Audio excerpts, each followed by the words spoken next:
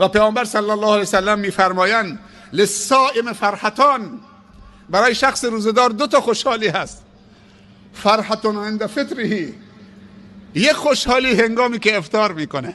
سبحان الله، نیم ساعت قبل سنت اینه، جزء کمال روزه است که قبل از افطار نیم ساعت یک ساعت وضو بگیرید، رو به قبله بنشینید، تلاوت بکنید و دعا بکنید.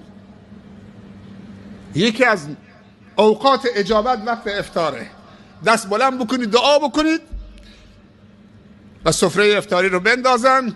سنت اینه که انسان اگر رطب هست با رطب، وتر 1 دونه، 3 دونه، 5 دونه، 7 دونه، 9 دونه، هرچی، با وتر افطار بکنید.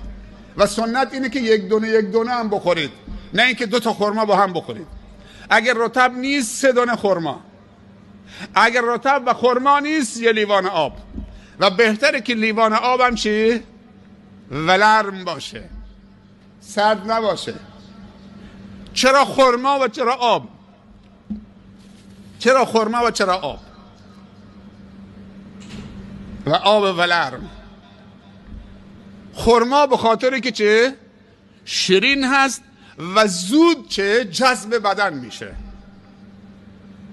رطب و خرما چون زود جذب بدن میشه. و آب ولرم هم چون از صبح تا غروب معده جمع شده، چیزی داخلش نرفته که گشاد بشه، حالا معده منقبض شده، تو یک دفعه آب تگرگ سرد بخورید، معده درد میگیرید.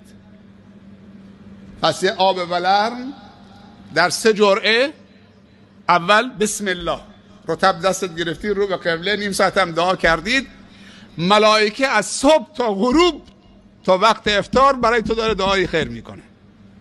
چقدر تو عزیزید که خداوند کل فرشتگانش مسخر کرده که فقط برای روزداران دعا بکنن تا افطار نکردن. بعد رطب دستت گرفتی، رو به قبله، منتظر چه؟ مؤذنید. وقتی گفت الله اکبر، سنتی که بلا فاصله تا گفت الله اکبر بنوشید، بخورید. روزه تنها عبادتی است که ریا توش نمیاد.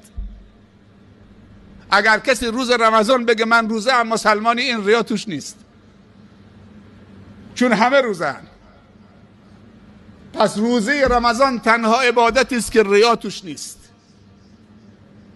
ذهب الظمأ، خدای تشنگی برطرف شد.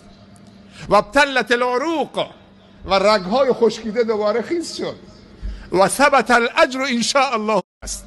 یک خوشحالی هنگامی که روزشو به تمام و کمال به افطار میرسونه، به غروب میرسونه و بر سر سفره افطار میشینه، روزشو فاسد نکرده.